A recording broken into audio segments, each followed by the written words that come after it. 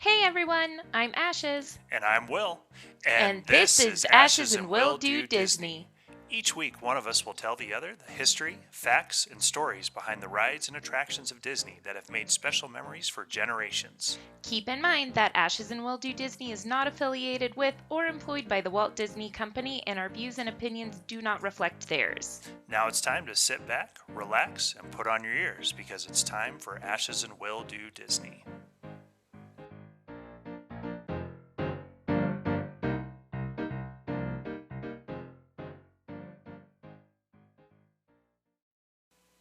Oh, hey there, Ashes. Oh, wait, tonight it is just me.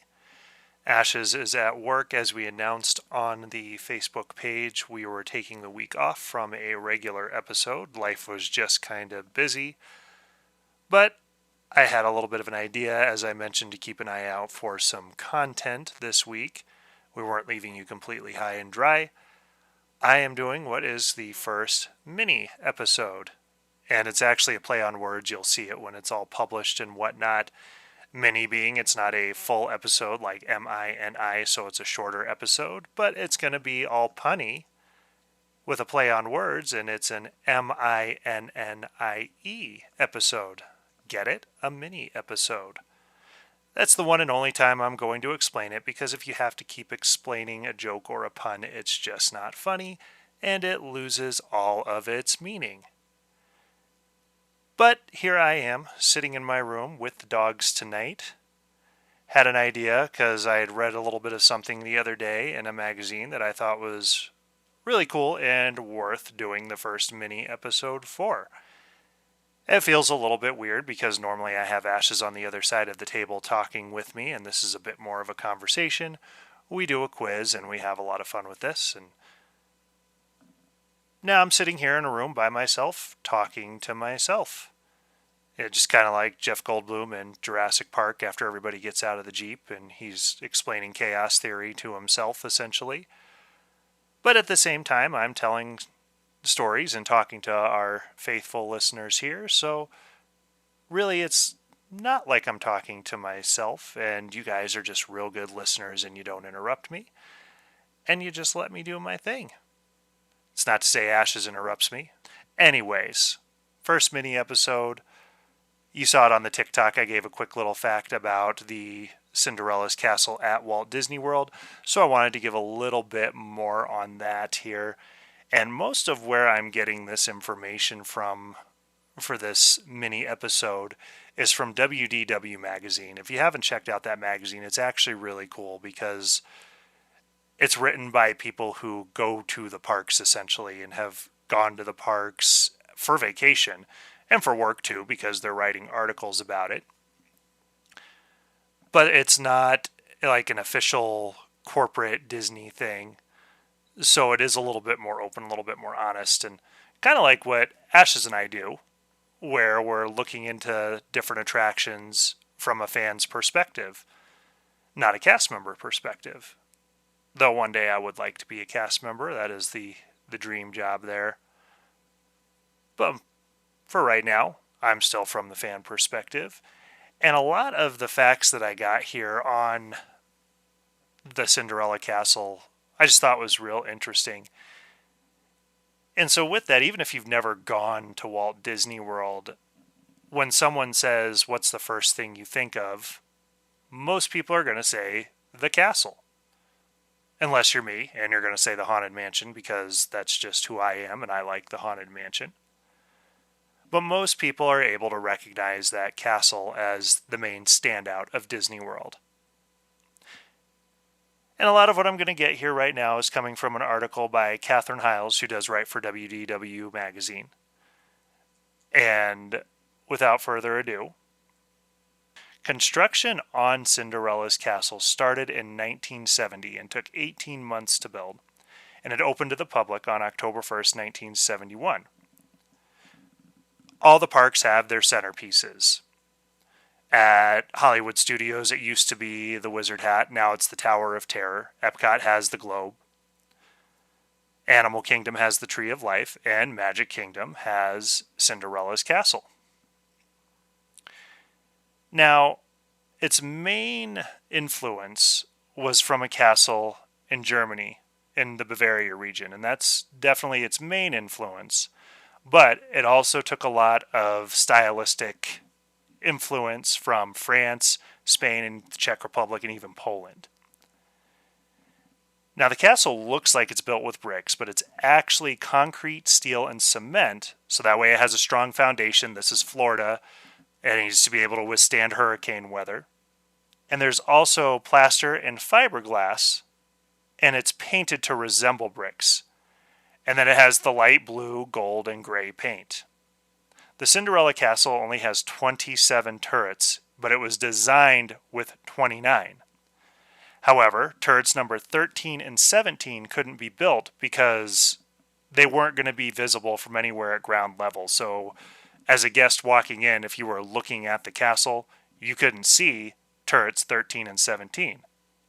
However, they still did label all the turrets 1 to 29, just 13 and 17 are missing.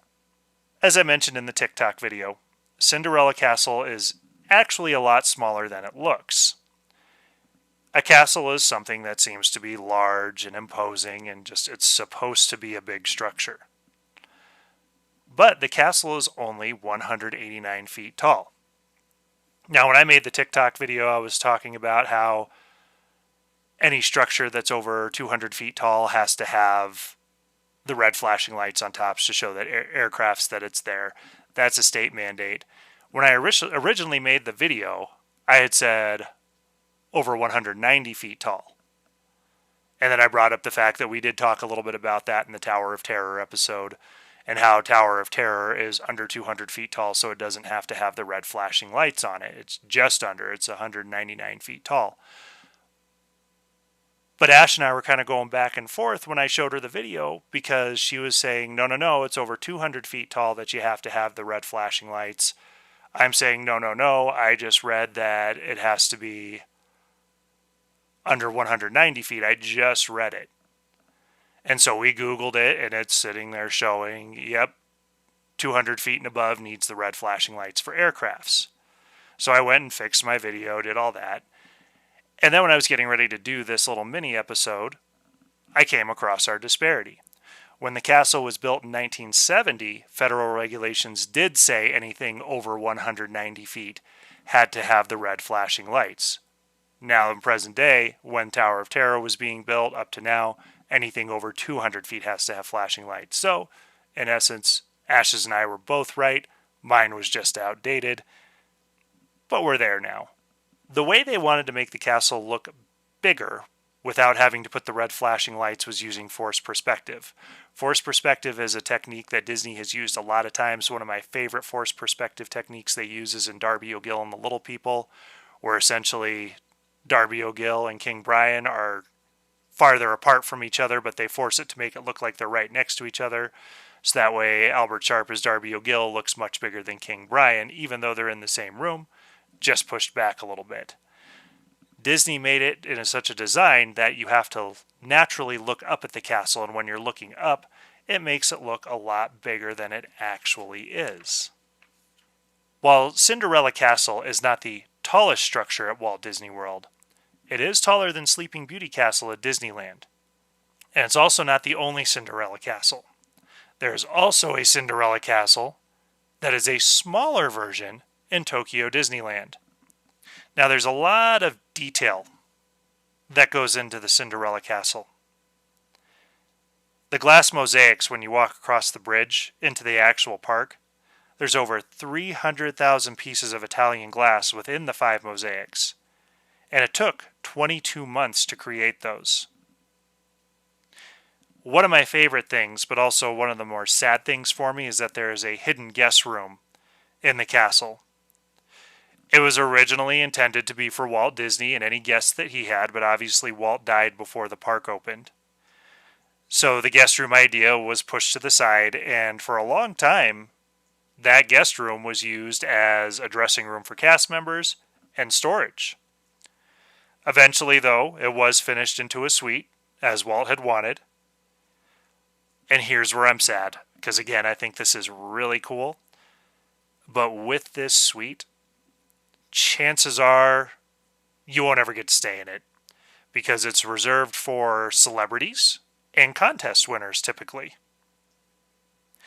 And the room has 2 queen-size beds. It has mosaic floors, it has a grandfather clock, and of course they put the glass slipper in there as decoration because it is Cinderella's castle.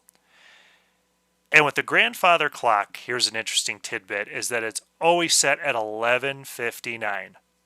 Remember, Cinderella's magic ended at midnight, and the whole idea behind keeping the grandfather clock at 11:59 is that the magic doesn't end at the park. There's also a jacuzzi tub in the bathroom. It has fiber optic stars on the ceiling that you can look at, so that way you can turn off the lights and basically look at a starry night in your bathroom after you've spent a long day walking around the park.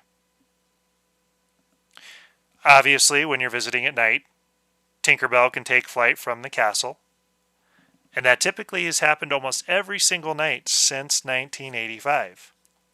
There's been several different overlays for Cinderella's castle. In other words, it's been painted different designs. One of the more not so great overlays that a lot of people will say, but some people liked it, was when Walt Disney World turned 25 in 1996. The castle was decorated to look like a giant birthday cake. It even had frosting pink paint, candy canes, and birthday candles. And it stayed up for more than a year. This wasn't the most popular choice with a lot of guests. And really, it's a matter of you have to think about it. It's all subjective. But you're going to the Magic Kingdom and you want to get your picture in front of the castle and it looks like a giant cake. While some people liked it, a lot of people thought that took away from the magic of it all. Another one that was pretty memorable was when they were opening Stitch's Great Escape in Tomorrowland. With this idea, the castle was vandalized by Stitch, and he threw toilet paper over the turrets, he spray painted Stitch's king on the castle walls, and given the mixed reviews of the birthday cake castle, this layover was only done for one day, basically just to advertise the opening, then they changed it right back. In 2007, the castle was covered in twinkling dream lights, and this added even more magic to the attraction. And the lights have come back frequently, including in 2019 during the holiday season as part of the Frozen Holiday Wish. Now, we actually went to the Christmas party at Disney World in the Magic Kingdom in 2019, so we did actually get to see the castle all lit up this way and actually have a picture of it on our wall still. And actually, it's, to me, that's one of the best light ups for the castle. I think it looks really nice. Now, obviously, we're at the 50th anniversary of Disney World right now. So right now the castle is kind of at its main colors, but it also has a big 50 on it. And our middle kiddo even actually got, for Christmas from Santa, the play castle with the 50th anniversary logo on it. Now there's several things to do in the castle as well, or right by the castle. One thing we've done for our kiddos on cruise is the Bibbidi-Bobbidi Boutique, which is also something they do offer in the parks. This is something that does need a reservation, but what they can do for kiddos, they have a night program where they do your kiddo up like a knight or a prince, and they also have a princess program where our girls got their hair all done up real nice, which they never sit nice for us just to brush their hair, like 5-minute hair brushing. But they sat perfectly still through all the brushing and the pain while they put their hair in a really tight bun. Then they spray it all down to keep it in place, put some glitter in it, make it look real nice. The castle also has Cinderella's Royal Table, which is a restaurant serving breakfast, lunch, and dinner. Another thing you need a reservation for. Usually that has character dining, but current state of things, character dining isn't in right now because social distancing, things of that nature. I know they still do some things, like we went to Chef Mickey's for breakfast on our most recent trip to Disney World, and the characters walk through, the kids got to stay at their seats, but they'll stand behind your kids like at a distance and still take pictures. It's just a matter of what's going on and what current climate is. Many people have also proposed at Royal Table, and the staff and cast members will help you out with that. They bring a glass slipper out, sitting on a bed of roses to your table as you propose, and photographers are standing by so that way they can take pictures for you. I mean, what else would a photographer do, really? No trip to the Magic Kingdom is complete without two types of pictures. One, the selfie picture in front of the castle. You have to do it. And then also having someone take a picture for you so that way you can get kind of the full view of yourself in front of the castle. And the castle is perfect for pictures because it intentionally faces south, so the lighting is always great.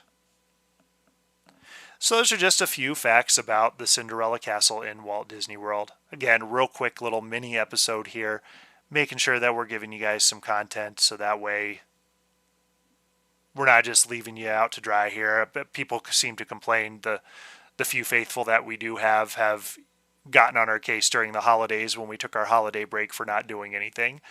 So wanted to fill the gaps here, being that we were taking a break, to make sure we're making quality full episodes. So hopefully you enjoyed this. Something that we'll do throughout now. It'll happen a little bit more often as well, just as the mood strikes and time presents itself, or we decide we need to take a little extra time to do something else. We'll put this in here. But I do hope you enjoyed it, and we will see you next time for another mini episode and another regular episode. Hope you have a magical day. That's it for this week's episode of Ashes and Will Do Disney. Don't forget, we need your mouse tales. If you have a funny, weird, exciting, or just a favorite Disney memory, send it to ashesandwilldodisney@gmail.com so we can read them on the show. And don't forget to follow us on Facebook and Instagram at Ashes and Will Do Disney. This is a public group to follow. We're also on YouTube at Ashes and Will Do Disney. Please subscribe, rate, and review wherever you listen to your podcasts. Thank you so much for listening, and have a magical day.